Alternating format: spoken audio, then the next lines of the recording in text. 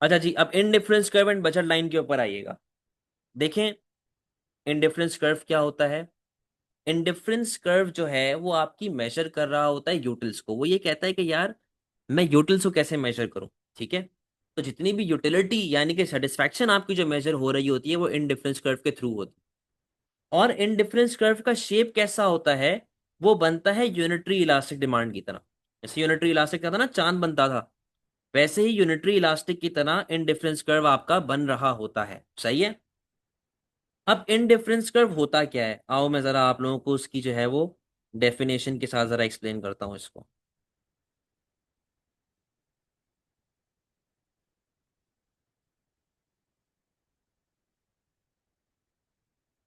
अच्छा जी, यहाँ पे देखिएगा।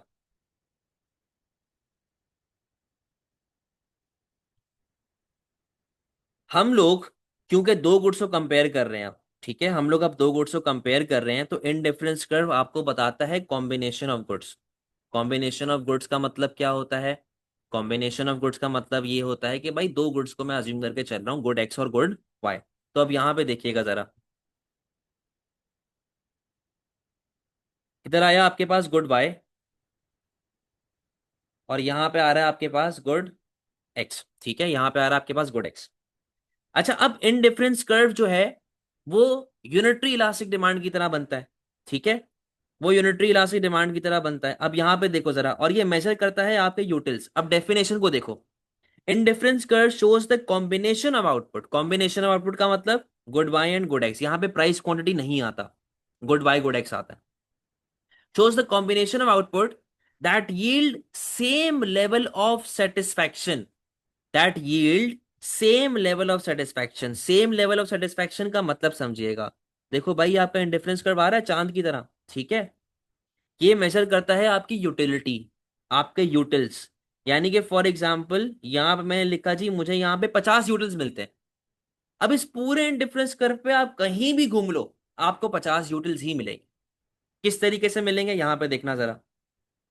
भाई ये देखो कि फॉर एग्जाम्पल मुझे 30 यूटिल्स यहाँ पे मिलते थे, 20 यूटिल्स यहाँ पे मिलते थे। सही है, मैं एक्स की तरफ शिफ्ट हो गया वाई से, तो मुझे वाई के यूटिल्स कम मिलेंगे, एक्स के यूटिल्स ज्यादा मिलेंगे। यानी कि अब वाई के यूटिल्स 20 हो गए और एक्स के यूटिल्स 30 हो गए। इवेंचुअली यूटिल्स हो कितने रहे हैं, 50। इवेंचुअली आपके यूटिल्स हो कितने रहे हैं भाई, 50 हो रहे हैं। ठीक है, तो आपके पास 50 यूटिल्स आ रहे हैं। आप कहीं भी ऑपरेट कर लो, कहीं भी ऑपरेट कर लो, आप पॉइंट ए पे कर लो या पॉइंट बी पे कर लो। इसीलिए यहां पे क्या लिखा हुआ है, whereas the consumption bundle at which consumer operates is different. Consumption bundle का मतलब होता है बेटा ये डब्बे। कंजम्पशन बंडल का मतलब क्या होता है, ये डब्बे। आप इन डब्बों में कहीं भी ऑपरेट कर लो। एक सेकंड रुकिएगा जरा।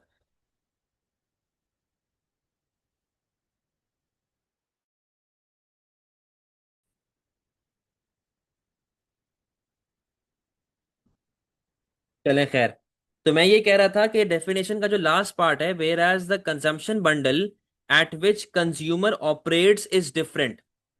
कंजम्पशन बंडल जब ग्राफ शुरू किया था, शुरू से लैग कर रहा हूं।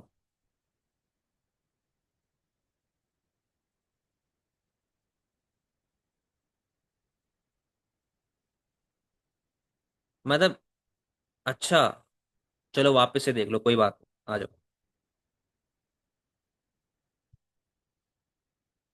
वापस से देख लो, आ जाओ वापस से देख लो। अच्छा, तो अब इन डिफरेंस कर्व को वापस से एक मर्तबा देख रहे हैं भाई, इंटरनेट का जरा मसला था, तो यहाँ पे देखो जरा।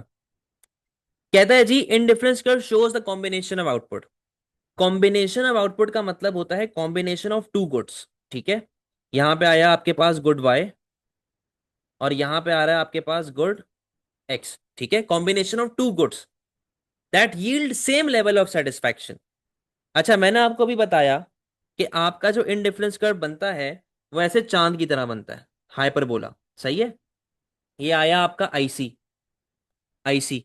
ठीक है, अच्छा, अब ये बताता है यूटिल्स। फॉर एग्जाम्पल भाई, इस कर्व पे मुझे 50 यूटिल्स मिलेंगे, इस कर्व पे मुझे 50 यूटिल्स मिलेंगे। तो भाई जरा देखना, फॉर एग्जाम्पल गुड वाई से मुझे 30 यूटिल मिल रहे हैं, और गुड एक्स से मुझे 20 यूटिल्स मिल रहे हैं। ठीक है, तो टोटल कितने हो गए, टोटल हो गए बेटा 50। टोटल कितने हो गए? 50 हो गए।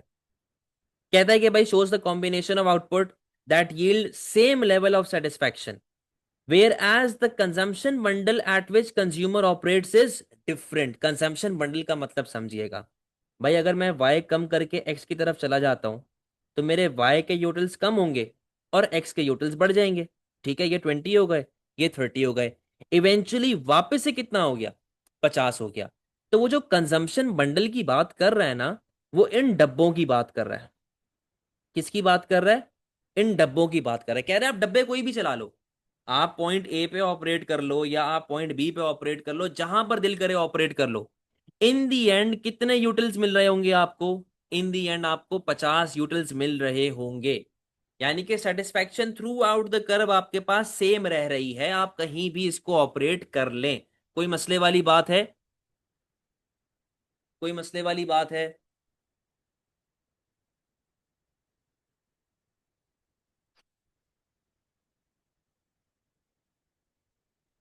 अच्छा, अब देखो इनडिफरेंस कर्व में क्या चीज आती है।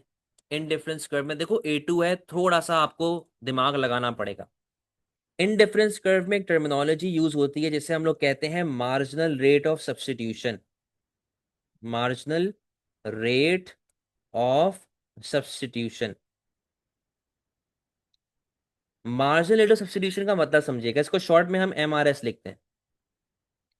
मार्जिनल रेट ऑफ सब्स्टिट्यूशन का मतलब ये है कि मैं गुड वाई को गुड एक्स से किस हिसाब से सब्स्टिट्यूट कर रहा हूं। यानी कि जब मैं MRS की बात यहां पे कर रहा हूं इन डिफरेंस कर्व में, तो मैं रेशो लेके चलता हूं कि भाई जितनी यूटिलिटी मुझे गुड एक्स से मिल रही है उसके मुकाबले में कितनी यूटिलिटी मुझे गुड वाई से मिल रही है। और क्योंकि हम लोग यहाँ पे सिर्फ और सिर्फ यूटिलिटीज की बात कर रहे हैं, हम लोग सिर्फ सेटिस्फेक्शन की बात कर रहे हैं, तो MRS को निकालने के लिए हमें रेशो चाहिए होता है। तो रेशो कैसे निकलेगा? MUX/MU y। MUX/MU y। अब अगर मैं पॉइंट ए की बात करता हूं, पॉइंट ए पे यूटिलिटी फ्रॉम एक्स थी 20 और यूटिलिटी फ्रॉम वाई थी 30। तो अगर मैं यहाँ पे रेशो निकालूं तो रेशो कैसे निकलेगा? 20/30। वो ये है कि हर एक यूटिलिटी ऑफ गुड वाई के बदले में मुझे कितनी यूटिलिटी ऑफ गुड एक्स मिल रही है? 0.66। ठीक है, कि जितने यूनिट से मुझे गुड वाई से एक यूटिल मिलता है, तो मुझे गुड एक्स से उसके मुकाबले में कितना मिल रहा है? 0.66 यूटिल्स। ठीक है, और पॉइंट बी पे क्या हो रहा है? पॉइंट बी पे हो रहा है 30/20। तो रेशो क्या बनेगा? 30/20 क्या होता है? 30/20, 30/20 क्या होता है? 1.5:1। 1.5:1 के हर one util of good Y से मुझे 1.5 यूटिल ऑफ गुड एक्स मिल रहा है। तो हम लोग सिंपली रेशो निकाल रहे होते हैं यहाँ पे। कोई मसले वाली बात है बेटा? कोई मसले वाली बात है? समझ गए?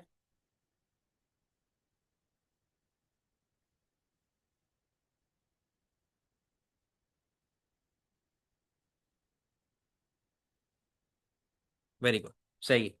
तो भाई ये आपका इनडिफरेंस कर्व का गेम हमारे पास चल रहा होता है। अब जरा हम लोग बात करते हैं टाइप्स ऑफ इनडिफरेंस कर्व के हवाले से। टाइप्स ऑफ इनडिफरेंस कर्व में सबसे पहला जो इनडिफरेंस कर्व हमारा आता है वो है normal indifference curve. Normal IC। अच्छा, ये कोई नॉर्मल गुड YD वाला नॉर्मल गुड नहीं है कि इनकम के साथ लिंक करें, हम नॉर्मल डिमांड कर्व की बात करें। नॉर्मल इंडिफरेंस कर्व कैसे बनता है यहाँ पे देखिएगा। इधर आया आपके पास गुड वाई, यहाँ पे आया आपके पास good X. Normal indifference curve यही है जो हमने पढ़ा है, चांद वाला। ये पहला IC आ गया, ये दूसरा IC आ गया, ये आपका तीसरा IC आ गया। ठीक है, IC1, IC2, IC3। ठीक है जी, ये आपका होता है नॉर्मल इंडिफरेंस कर्व।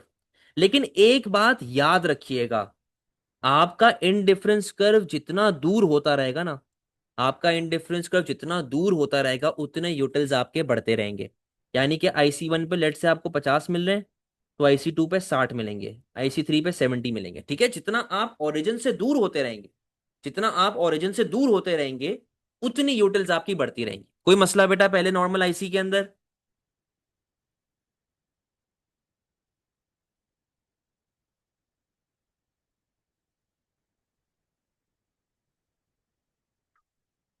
समझ गए?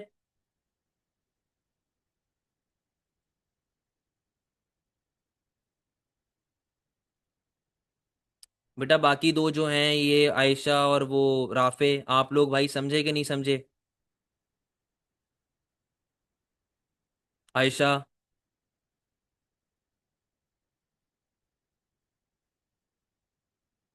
अब आगे बात करते हैं जी परफेक्ट सब्स्टिट्यूट की। परफेक्ट सब्स्टिट्यूट पे आइएगा।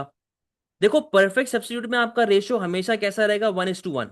हमेशा 1:1 रहेगा। अब जब मैं पीछे नॉर्मल की बात कर रहा था तो देखो रेशियो आपका चेंज हो रहा था। ठीक है, इसमें रेशियो आपका चेंज होता है। लेकिन परफेक्ट सब्स्टिट्यूट में आपका रेशियो हमेशा कैसा रहेगा भाई, हमेशा 1:1 रहेगा। अब यहां पे देखो जरा, ये देखो भाई, यहाँ पे आया आपके पास गुड वाई, यहाँ पे आया आपके पास गुड एक्स। तो परफेक्ट सब्स्टिट्यूट का रेशियो क्योंकि हमने हमेशा 1:1 लेके आना है, तो इसका इंडिफरेंस कर्व कैसा बनता है, ऐसे बिल्कुल कांस्टेंट। ठीक है, इसका इंडिफरेंस कर्व बिल्कुल ऐसा कांस्टेंट बन रहा होगा, इसमें कोई भी चेंज हमारे पास नहीं होगा। लास्ट हमारे पास होता है परफेक्ट कॉम्प्लीमेंट। Perfect complement. ठीक है, अब इसको देखें जरा। भाई यहां पे मैं लिख रहा हूं फॉर एग्जाम्पल लेफ्ट शू, और यहां पे मैं लिख रहा हूं राइट शू। मैं इधर ऑपरेट कर रहा हूं। बेटा बात सुनो, अगर मैं सीधे पैर का जूता पहनूंगा और उल्टे पैर का जूता नहीं पहनूंगा, तो क्या मुझे उल्टे पैर में कोई सेटिस्फेक्शन आएगी? बिल्कुल भी नहीं आएगी। मुझे सिर्फ सीधे पैर में सेटिस्फेक्शन आएगी ना। तो मेरा सिर्फ और सिर्फ सीधा पैर बढ़ रहा है। सही है। जब मैं उल्टे पैर का पहनूंगा और सीधे पैर का नहीं पहनूंगा तो मुझे सिर्फ और सिर्फ उल्टे पैर में सेटिस्फेक्शन आएगी। तो ये देखो उल्टे पैर का आपका बढ़ रहा है। ठीक है। तो परफेक्ट कॉम्प्लीमेंट जो आपके होते हैं वो एक एल शेप्ड कर्व बनता है। इसकी एक और मिसाल, भाई मैं जिम जाता हूँ, मैं रोज जाके सीधे हाथ का बाइसेप लगा रहा हूँ, मैं उल्टे हाथ में जा ही नहीं रहा। तो बेटा ग्रो भी कौन सा होगा, सिर्फ सीधे हाथ वाला बाइसेप ग्रो होगा ना। उल्टे पे तो कोई इफेक्ट नहीं आएगा। उल्टे पे तो कोई इफेक्ट नहीं आएगा, सिर्फ सीधे पे इफेक्ट आ रहा होगा। तो ये सीधा वाला जो है आपका बर्ड है। सही है। फिर मैं जाकर सिर्फ उल्टे हाथ वाला लगा रहा हूं, तो उल्टे हाथ वाला बढ़ रहा होगा। ठीक है। तो परफेक्ट कॉम्प्लीमेंट जो आपका होता है वो एक एल शेप्ड कर्व होता है, और वो इस तरीके से चल रहा है। देखें ये आपने अपने P4 के आंसर में नहीं लिखना, ये सिर्फ मैं एमसीक्यूज के लिए आपको बता रहा हूं कि एमसीक्यूज में टेस्ट हो सकता है। बेटा कोई मसले वाली बात?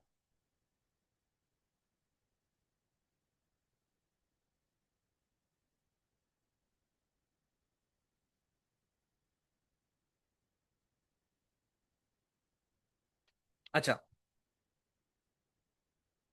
अब जरा इनडिफरेंस कर्व की बुराइयां देख लेते हैं भाई।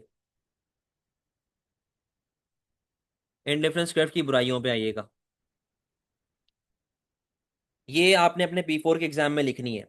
अच्छा ये पहला पॉइंट छोड़ दें, ये पहला पॉइंट छोड़ दें, इसके बारे में मैं आपको बताऊंगा। सही है, इसके बारे में मैं आपको बताऊंगा बाद में जाके। दूसरे पॉइंट पे आइएगा। भाई ये कहता है कि इंडिफरेंस कर्व के हिसाब से वो ये अज्यूम करता है कि कंज्यूमर को पता है इसके लिए क्या अच्छा है क्या बुरा है। मतलब उसको पता है कि उसको गुड वाई से इतनी यूटिलिटी मिल रही है, गुड एक्स से इतनी यूटिलिटी मिल रही है, जो कि ह्यूमनली पॉसिबल नहीं है, जो कि रियलिटी में एग्जिस्ट नहीं कर सकता। ठीक है। फिर वो कहता है कि भाई इंडिफरेंस कर्व की डायग्राम के हिसाब से देखो हमारे पास सिर्फ दो एक्सिस है। हमारे पास एक वाई एक्सिस है, एक हमारे पास एक्स एक्सिस है। यानी कि मैक्सिमम हम कितने गुड्स को कंपेयर कर सकते हैं? मैक्सिमम हम सिर्फ दो गुड्स को कंपेयर कर सकते हैं, हम दो से ज्यादा कंपैरिजन नहीं कर सकते। तो भाई अगर एक ऐसा बंदा है जिसके पास बहुत सारे ऑप्शंस हैं, एक ऐसा बंदा है जिसके पास बहुत सारे ऑप्शंस हैं, वो क्या करे? वो किस तरीके से यूटिलिटी को कंपेयर करे? वो नहीं कर सकता। सही। फिर उसके बाद लिखा हुआ है कि भाई ये रैशनैलिटी ऑफ कंज्यूमर पे डिपेंड करता है, और रैशनल कंज्यूमर तो वैसे ही नहीं होता रियलिटी में। फिर ये कहता है कि भाई ये इमेजिनरी ड्रॉन लाइन कर्व्स हैं। भाई अगर आप कोई चीज खरीदने जाते हो तो आप क्या कॉपी पेन लेके डायग्राम बनाने बैठेंगे कि भाई यहां से इतनी सेटिस्फेक्शन मिल गई, वहां से इतनी मिल गई? ऐसा नहीं होता। फिर वो कहते there is perfect divisibility of the commodities. जितने से वाई कम होगा उतने से एक्स बढ़ जाएगा, जितने से एक्स कम होगा उतने से वाई बढ़ जाएगा। तो भाई ऐसा नहीं होता रियलिटी में, ऐसा दुनिया में नहीं होता। और indifference curve is a micro economic indicator, यानी कि ये सिर्फ एक बंदे के लिए ठीक है। आप ग्रुप ऑफ पीपल के लिए इसे नहीं यूज कर सकते। आप ज्यादातर चीजों के लिए पूरी सोसाइटी के लिए इसे यूज नहीं कर सकते, आप इंडिविजुअल बेसिस पे इसे कर सकते। फिर लिखा हुआ है जी ये एक रिसर्च बेस्ड है, थियोरेटिकली फॉर्मुलेटेड चीजें हैं जो कि रियलिटी में एग्जिस्ट नहीं करती।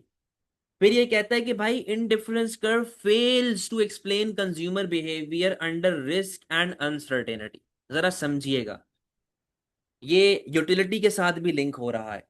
भाई फॉर एग्जाम्पल, मैं एक बिल्डिंग में हूँ, ठीक है, बिल्डिंग के फर्स्ट फ्लोर पे हूँ, और उस बिल्डिंग में आग लग जाती है। अगर उस बिल्डिंग में आग लगती है तो लिफ्ट वगैरह यूज करने का ऑप्शन तो मेरे पास नहीं है, सीढ़ियां यूज करने का ऑप्शन भी मेरे पास नहीं है, उधर आग फैली हुई है। तो मेरे पास एक तीसरा ऑप्शन बचता है। वो तीसरा ऑप्शन ये है कि मैं फर्स्ट फ्लोर से छलांग मार दूं नीचे। ज्यादा से ज्यादा मेरी हड्डी वड्डी टूट जाएगी, लेकिन मैं जिंदा बच जाऊंगा। सही है, अगर मैं फर्स्ट फ्लोर से छलांग मारता हूँ। इनडिफरेंस कर्व एनालिसिस इस चीज को कंसिडर नहीं करता। भाई देखो, अगर मैं एक रिस्क में हूं, मैं एक प्रॉब्लम में हूं, और वहां पे मैं कोई इस तरह की हरकत करता हूं जिससे मुझे नुकसान है, लेकिन इवेंचुअली मेरी जान बच रही है, इनडिफरेंस कर्व और यूटिलिटी थ्योरी इस चीज को कंसिडर नहीं करते। भाई देखो, मैं स्पाइडरमैन की औलाद तो नहीं हूं ना कि मैं छलांगे मारता रहूंगा पहले माले से। कोई मसला होगा तभी तो छलांग मार रहा हूं। यही चीज आपने लास्ट क्लास में डिसयूटिलिटी के नाम से पढ़ी थी, कि अगर एक बंदे को किसी चीज से नुकसान हो रहा है तो वो ये चीज क्यों करेगा। तो भाई under risk, under different circumstances, हम लोग डिफरेंट तरीके से सोचते हैं, और ये चीज यूटिलिटी अप्रोच में नहीं बताई जाती। वो कहता है कि नहीं भाई, ये तो स्पाइडरमैन की औलाद है, इसको मजा आता है छलांग मारने में, तभी ये छलांग मारता है। इस तरह नहीं होता। तो डिस यूटिलिटी वाला कॉन्सेप्ट या रिस्क अनसर्टेनिटी वाला कॉन्सेप्ट, ये इंडिफरेंस कर्व और यूटिलिटी थ्योरी दोनों ही इसको रिजेक्ट करती हैं और इसको इग्नोर कर रही होती। 9 पॉइंट्स लिखे में, आप 5-6 भी याद कर लो, मोर देन इनफ। ठीक है। अच्छा, अब एक सवाल आता है एग्जामिनर में, ओ एग्जाम में। वो सवाल कुछ ऐसा होता है, why two indifference curves do not cross each other, do not cross each other. ठीक है, ये सवाल। अब जरा डायग्राम को देखो। बेटा मैंने आपको अभी बताया कि इनडिफरेंस कर्व के अंदर डिफरेंट वैल्यूज होती है ना, जो मैं आपको अगर पीछे से लिंक करके बताऊं, तो ये देखो, इधर आपको 50 मिल रहे हैं, यहाँ पे 60 मिल रहे हैं, यहाँ पे 70 मिल रहे हैं। तो हर इनडिफरेंस कर्व की अपनी एक वैल्यू होती है। सही है। तो देखना जरा भाई, यहां पे आया मेरे पास गुड वाई, यहां पे आया मेरे पास गुड एक्स। ठीक है, एक इंडिफरेंस कर्व मेरे पास ये आ गया। सही है। और एक इंडिफरेंस कर्व जो है मेरे पास कुछ ऐसे आ गया। सही है। ये दो इंडिफरेंस कर्व्स मेरे पास आ गए। इसका मैं कलर बदल लेता हूं ताकि आप लोगों को आसानी रहे। एक ये आ गया। सही है। एक आ रहा है मेरे पास आईसी, जिसकी यूटिल्स 50 है, और एक आ रहा है आईसी मेरे पास जिसकी यूटिल्स 60 है। सही है। ये दो आईसी मैंने बना दी, एक की 50 यूटिल है, एक की 60 यूटिल। यहां पर मैं 3 पॉइंट्स आपको दे रहा हूं। ये आया मेरे पास पॉइंट ए। सही है। ये आ रहा है मेरे पास पॉइंट बी, और ये आ रहा है मेरे पास पॉइंट सी। ठीक है। अब देखो बेटा, बात सुनो, लॉजिकली जरा समझना, why two indifference curves do not cross each other. देखो, ये जो पॉइंट ए आपका है, कोइंसिडेंटली ये दोनों लाइंस पे लाई कर रहा है। यानी कि एक ऐसी पॉइंट पे लाई कर रहा है जहां पर ये दोनों लाइंस इंटरसेक्ट कर रही हैं। तो पॉइंट ए मेरा इधर लाई करता है। इसका मतलब है कि ए की वैल्यू 50 भी है, और ए की वैल्यू 60 भी है। सही है। लेकिन अगर मैं बी की वैल्यू की बात करूं तो बी की वैल्यू कितनी है, 50, और सी की वैल्यू कितनी है, 60। अब जरा समझना, देखो ये जो मेरा पॉइंट ए है ना, ये मेरा पॉइंट ए पॉइंट बी के बराबर भी है, और ये मेरा पॉइंट ए पॉइंट सी के बराबर भी है। क्योंकि ए की वैल्यू 50 है, बी की वैल्यू 50 है, ए की वैल्यू 60 है, सी की वैल्यू 60 है। लेकिन ये पॉइंट बी और पॉइंट सी, ये दोनों बराबर नहीं, ये दोनों बराबर नहीं है। एक की वैल्यू 50 है और एक की वैल्यू 60। तो इनडिफरेंस कर्व्स के अंदर डिफरेंट वैल्यूज आ रही होती हैं। जिस तरीके से आपका इनडिफरेंस कर्व बना है उसकी अलग वैल्यू होती है। ठीक है। तो जितना यूटिल, अगर मैं ऐसे बात करूं कि भाई यहां पे मुझे इस तरह का रेशियो मिल रहा है, बी पे मुझे इस तरह का रेशियो मिल रहा है, अगर मैं इसको सी पे ले जाऊं तो आप ये देखें, वाई तो आपका सेम है, बट आपका एक्स बढ़ गया। समझ रहे हैं। इसीलिए इन डिफरेंस कर्व कभी भी एक दूसरे को टकराते नहीं है, क्योंकि सबकी वैल्यू अलग होती है, इससे कॉन्सेप्ट खराब हो जाता है, ये अलग अलग ही रहते हैं। समझ गए बेटा बात को।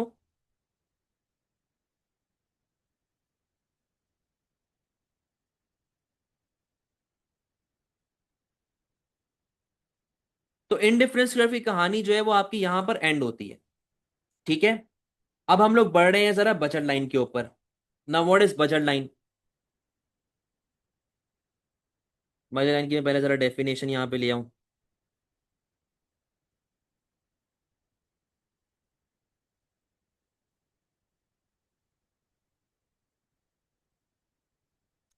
अच्छा, अब बजट लाइन को जरा देखिएगा।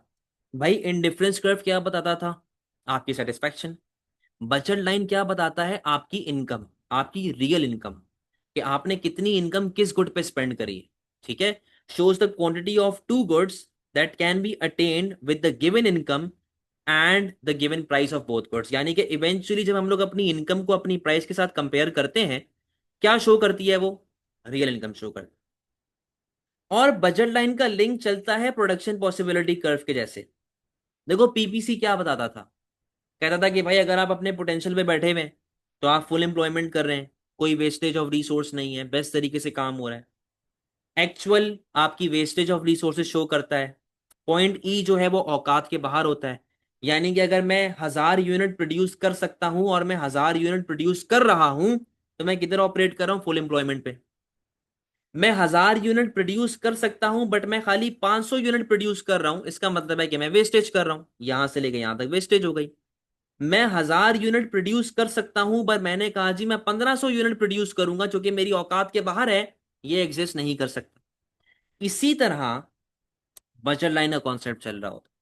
मैंने आप लोगों को कल वाली क्लास में बताया था कि कंज्यूमर, रैशनल कंज्यूमर की इनकम रहती है फिक्स्ड। ठीक है, रैशनल कंज्यूमर की इनकम रहती है फिक्स्ड। यहां पे आ रहा है आपके पास गुड वाई, यहां पे आ रहा है आपके पास गुड एक्स। मेरा कंज्यूमर है, लेट से उसकी महीने की इनकम है 1000 रुपए, उसके महीने की इनकम है 1000 रुपए। तो अब यहां पे देखना जरा, और वो सेम रहती है, तो वो किस तरह लाइन बन रही होगी हमारी भाई? बिल्कुल ऐसे एक स्ट्रेट लाइन, कॉन्स्टेंट लाइन बन रही होगी। अगर रैशनल कंज्यूमर पूरे के पूरे 1000 रुपए गुड वाई पे स्पेंड कर देता है, तो वो किधर ऑपरेट कर रहा होगा? वाई पे। अगर रैशनल कंज्यूमर पूरे के पूरे 1000 रुपए गुड एक्स पे स्पेंड कर देता है, तो किधर ऑपरेट कर रहा होगा? गुड एक्स पे। ठीक है, अब मेरी बात सुनो। 1000 रुपए हैं, मैंने 1000 रुपए दोनों के बीच में डिवाइड कर दिए, यानी कि पॉइंट बी, पॉइंट सी और पॉइंट डी। मैं अगर पूरे के पूरे 1000 रुपए स्पेंड कर देता हूं, इससे हम लोग कहते हैं perfect allocation of income. PPC में क्या था? Perfect allocation of resources. यहां पे मैं क्या लिखूंगा? Perfect allocation of income. ठीक है, या परफेक्ट से बेटर वर्ड यहां पे क्या है? Efficient, efficient allocation of income. सही है। अगर मैं बी सी डी पे ऑपरेट नहीं करता, मैं ऑपरेट करता हूं पॉइंट ए पे, यानी कि मैं सिर्फ और सिर्फ 500 रुपया स्पेंड कर रहा हूं। मैं पॉइंट ए पे कितना स्पेंड कर रहा हूं? 500 रुपया। तो इसका मतलब क्या है? Wastage of income. मैं 1000 रुपए स्पेंड कर सकता हूं बट मैं खाली कितने स्पेंड कर रहा हूं? मैं खाली 500 रुपए स्पेंड कर रहा हूं। इसे कहते हैं वेस्टेज ऑफ इनकम। मेरी इनकम खाली 1000 है, मैंने कहा जी मैं 1500 स्पेंड करूंगा, क्या मेरी औकात है? मेरी औकात नहीं है। तो पॉइंट ई क्या रिप्रेजेंट कर रहा है? पॉइंट ई आपका रिप्रेजेंट कर रहा है 1500, जो कि क्या है? कोई मसले वाली बात? कोई प्रॉब्लम वाली बात है बेटा?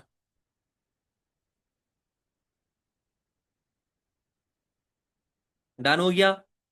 अच्छा अब बात सुनो। हमने पीछे पढ़ा था MRS, marginal rate of substitution. क्या पढ़ा था? मार्जिनल रेट ऑफ सब्स्टिट्यूशन, कि मैं कितने से वाई को एक्स के साथ सब्स्टिट्यूट कर रहा हूं। यहां पर जो नाम ये हम लोग यूज करते हैं, उसका नाम है slope of budget line. Slope of budget line. Slope of budget line क्या बताता है? देखो डेफिनेशन में क्या लिखा हुआ है? Income and price. Income and price.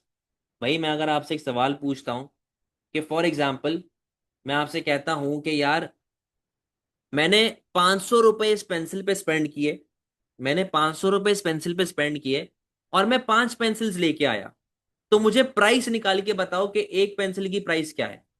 वापस सुने, 500 रुपए मैंने पेंसिल पे स्पेंड किए, मैं 5 पेंसिल्स लेके आया, तो मुझे प्राइस निकाल के बताएं। बड़ी सिंपल है, 500 डिवाइड बाय 5। पर पेंसिल की प्राइस आ गई है 10 रुपए, 100 रुपए। पर पेंसिल की प्राइस क्या आ गई? 100 रुपए। यानी कि आप अपनी रियल इनकम जो आपने स्पेंड की है, उसको देखते हुए प्राइस निकाल सकते हैं। तो जब हम लोग slope of budget line use करते हैं, तो हम लोग निकालते हैं प्राइस, कि गुड एक्स की प्राइस क्या चल रही है और गुड वाई की प्राइस क्या चल रही है। हम लोग प्राइस निकालते हैं। ठीक है बेटा। अब सवाल यह है कि सर हमने पीछे यूटिलिटीज निकाली, M U X over M U Y. यहां पे हम लोग प्राइस निकाल रहे हैं P X over P Y. हम ऐसा क्यों कर रहे हैं? हम ऐसा इसलिए कर रहे हैं ताकि हमारे पास सेटिस्फेक्शन पर प्राइस आ सके, जो कि रैशनल कंज्यूमर का एक डेफिनेशन है, सेटिस्फेक्शन पर प्राइस। वो सेटिस्फेक्शन पर प्राइस निकालने के लिए हम इतनी मेहनत कर रहे हैं। ठीक है। अब मेरी बात सुनो कि भाई हमने ये किया क्यों? क्योंकि मुझे इक्विलिब्रियम पे पहुंचना है। हमने अभी शुरू में इक्वी मार्जिनल प्रिंसिपल पढ़ा था। इक्वी मार्जिनल प्रिंसिपल क्या कहता था? इक्वी मार्जिनल प्रिंसिपल क्या कहता था? M U X over P X is equals to M U Y over P Y, यही कहता था। ठीक है। यहां पे हमें अचीव होता है टू कमोडिटी इक्विलिब्रियम।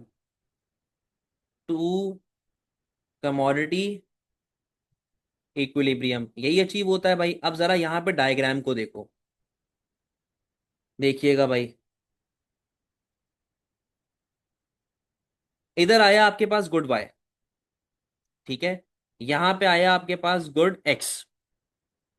ये आपकी आ गई बजट लाइन, सही है। ए बी, मैं इसका नाम दे रहा हूं ए बी, कि इनिशियली आपकी जो बजट लाइन है वो ए बी चल रही है। और ये आपका आ रहा है इनडिफरेंस कर्व। ये क्या आ रहा है आपका? Indifference curve, IC. यहां पर ये दोनों टेंजेंट होते हैं। टेंजेंट होने का मतलब ये है, यहां पे हमारे पास इक्विलिब्रियम फॉर्म हो रहा है। मैं इतने यूनिट ऑफ गुड एक्स ले रहा हूं और मैं इतने यूनिट ऑफ गुड वाई ले रहा हूं। ठीक है। पर सर आपने तो कहा था कि इक्विलिब्रियम इधर हमारे पास मिलता है, कि जहां पे M U X over P X और एम यू और पी वाई बराबर हो। हमारा इक्विलिब्रियम तो यहां पर आता है। और इधर आप कह रहे हैं कि भाई ये आपका इक्विलिब्रियम आ गया। मुझे आपकी कहानी समझ नहीं आ रही, मुझे प्रूफ करके दें। आओ जरा प्रूफ करते हैं, बात सुनो। मैंने आपसे कहा कि जहां पे इनडिफरेंस कर्व और बजट लाइन टेंजेंट करेंगे, वहां पर आपके पास इक्विलिब्रियम फॉर्म हो जाएगा। तो आइए जरा इसको प्रूफ करते हैं। भाई सुनना जरा। जहां पर आपका इनडिफरेंस कर्व और बजट लाइन दोनों बराबर हो, दोनों टेंजेंट हो, इनडिफरेंस कर्व में आता है आपका एमआरएस, बजट लाइन में आपकी आती है स्लोप, स्लोप ऑफ बीएल। ठीक है। तो बेटा एमआरएस का फॉर्मूला क्या है? M U X over M U Y, ऐसा ही है। और स्लोप का फॉर्मूला क्या था? P X over P Y. अब मैं इनको करूंगा क्रॉस मल्टीप्लाई। जब मैं इनको क्रॉस मल्टीप्लाई करूंगा, हल्की सी मैथ्स लगाऊंगा, क्रॉस मल्टीप्लाई करने के बाद इक्वेशन कैसी बनेगी? M U X multiply by P Y is equals to P X multiply by M U Y. अब मैं x को x की जगह पे फेंकूंगा और y को y की जगह पे फेंकूंगा। पी एक्स यहां पे मल्टीप्लाई हो रहा है, तो यहां पर जाके क्या हो जाएगा? डिवाइड। पी वाई यहां पर मल्टीप्लाई हो रहा है, तो यहां पर जाके क्या हो जाएगा? डिवाइड। तो अब बेटा फाइनल फॉर्मूला देखो क्या बन गया यहां पे। फाइनल फॉर्मूला आपके पास बन चुका है, M U X over P X is equals to M U Y over P Y, जो कि सेम फॉर्मूला हमारे पास यहां पर फॉर्म हो रहा है। इसीलिए इसे हम लोग कहते हैं इक्वी मार्जिनल प्रिंसिपल। कोई मसले वाली बात? कोई मसले वाली बात बेटा?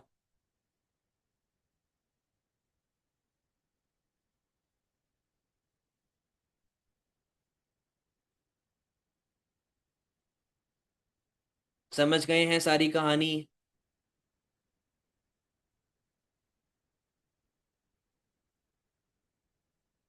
Very good. अच्छा, अब एक छोटा सा एमसीक्यू रिलेटेड केस है, वो करके हम लोग क्लास को ऑफ करेंगे।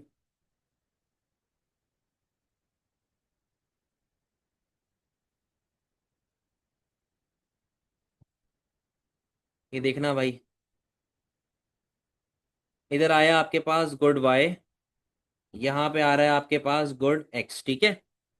ये आपके पास बजट लाइन आ गई, ठीक है। ए बी, ये बजट लाइन आ गई। आपके पास चार इंडिफरेंस करवा रहे हैं, IC, IC1, IC2 और IC3, ठीक है। IC1, IC2, IC3, IC4। Examiner पूछता है कि आप कहां पर ऑपरेट करें। देखो बेटा, ये तो आपका फजूल पॉइंट है, क्योंकि ये आपके एक्चुअल पे लाई कर रहा है ना, क्योंकि देखो ये तो आपके पास एक्चुअल पे लाई कर रहा है, तो ये तो बुरा पॉइंट हुआ आपके लिए। तो IC1 पे तो आप ऑपरेट नहीं करेंगे। IC4 मेरी औकात के बाहर है, यानी कि मैं उसे परचेज नहीं कर सकता, मेरी औकात से बाहर है। जब वो मेरी औकात से बाहर होगा तो मेरे हाथ में नहीं है चीज, तो मेरे पास बचे क्या खाली, IC2 और IC3। प्रॉब्लम यहाँ पे ये है कि भाई बच्चे रट्टा लगा लेते हैं कि जहां पे टेंशन होगा वो बेस्ट है। हालांकि यहाँ पे तीन इक्विलिब्रियम बन रहे हैं, ये भी इक्विलिब्रियम है, ये भी इक्विलिब्रियम है, और ये भी इक्विलिब्रियम है। बच्चा क्योंकि रट्टा लगा के बैठा हुआ है, वो मुझे कहेगा सर बी पे ऑपरेट करें।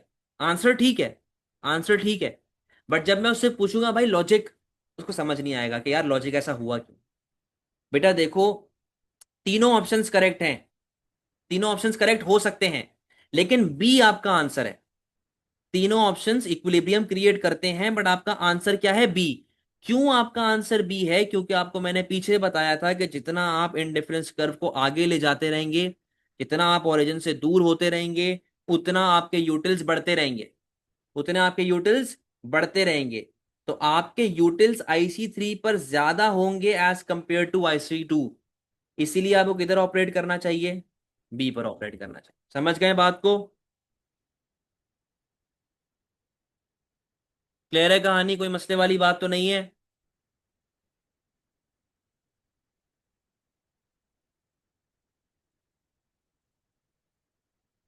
चले जी, क्लास ऑफ कर रहे हैं, अल्लाह।